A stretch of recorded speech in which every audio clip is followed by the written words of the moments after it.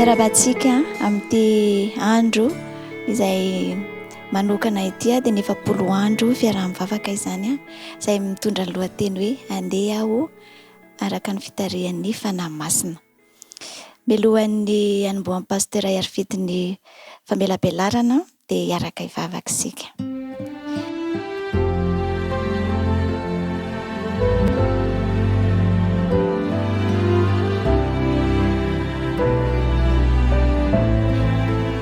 Andriamanitra tomponay tsara ny an-danitra, misaotra anao indrindra izahay noho ny famindraponao sy ny fahasoavanao nataonao ho anay, ahafahanay miaraka mivavaka sy mandray ny toromarika avy aminao, ahafahanay mifikitra aminao sy anaiky ny tarihan'ny fanahinao masina amin'izao andro havelomanay izao.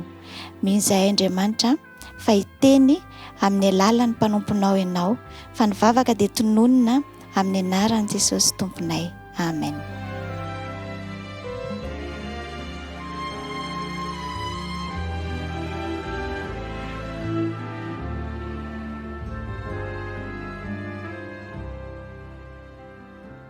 Anoy ilay lohahevitra hoe dingan'ny fisaintsainana lalina isika.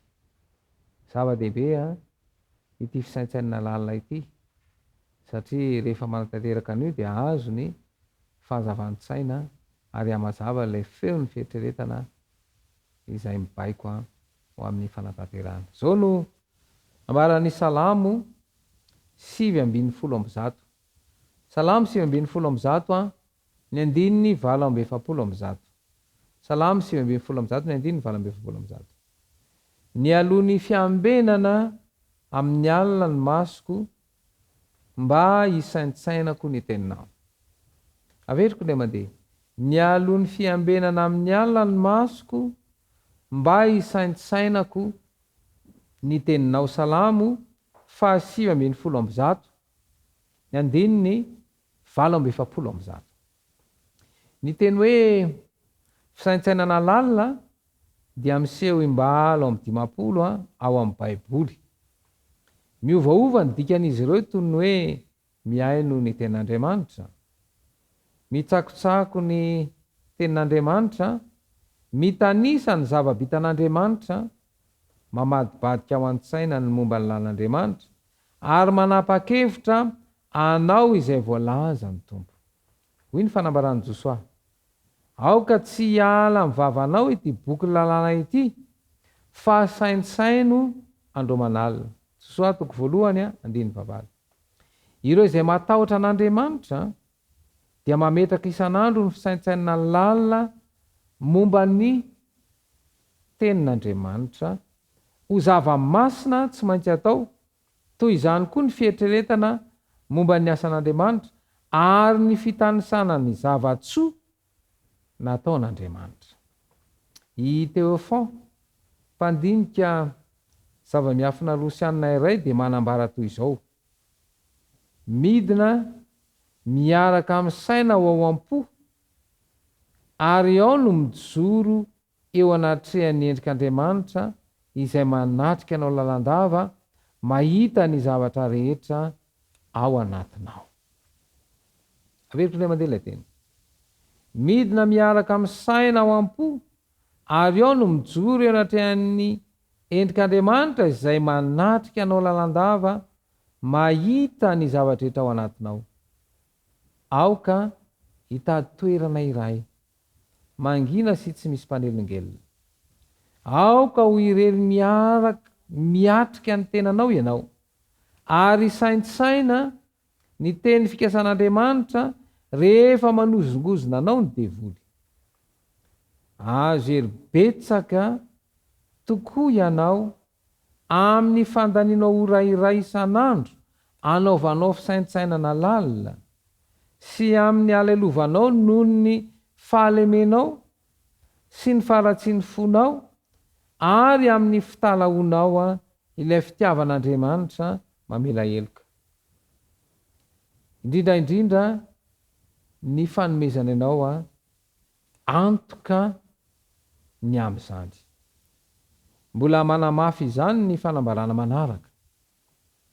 ny antony iray mahatonga ny olona tsy anana fitiavam-bavaka tena vokatry ny fo sy hafanam-po dia satria sahirana amin'ny zavatra tsy misy lanjany ny sainy ary tsy misy ny fotoana isaintsainana lalina ny momba an'Andriamanitra na andinihana ny soratra masina na ivavahana.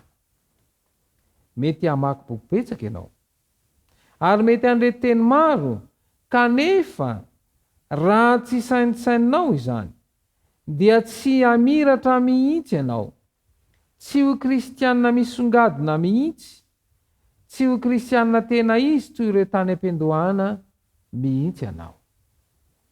Toy izao ny fanambarana Ellen White: hisy fifoazan'ny toe-panaraka an'Andriamanitra izay tsy mbola hita hatramin'ny andro ny apôstôly eo amin'ny vahoaka ny Tompo. Zao nambaran'ny Marka 12:30. Koa tiavan'i Jehovahandriamanitra aho amin'ny fonao rehetra sy ny fanahinao rehetra sy ny sainao rehetra ary ny herinao rehetra. Mitaky ny fanoloran-tena amin'ny fahafenoana tsy misy azo anobinana Kristy. Andeha hiditra ao amin'ny fisaintsainana indray isika aorianan'ity feokira ity no anatanterahana izany.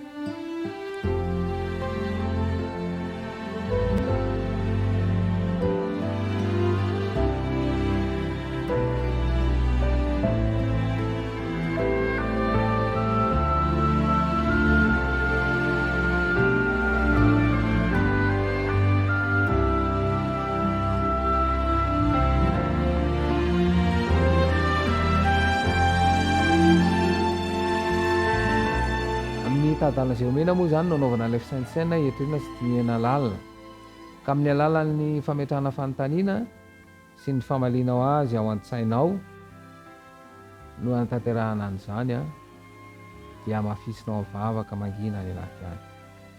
Fanontaniana voalohany ary: atao ahoana ny manao fisaintsainana ao anatin'izao fiainana feno rotoroto izao? Veriko dia mandeha.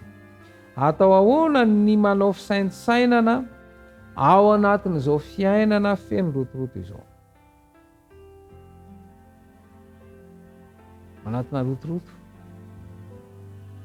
manam-potoana ve? Mihazakazaka ve tsy aveloa? Fa ao an-tsainao dia mahaly an'izany fanontaniana izany. Fanontaniana faharoa dia hoe: atao ahoana no hananana fotoana raikitra hifandraisana amin'ny Kristy? Atao ahoana no hananana fotoana raikitra hifandraisana amin'ny Kristy? Ity tontolo ity mantsy dia tsy mamela anao fa dia any amin'ny asa manarana didy aman'andraikitra ny fotoana ray manontolo.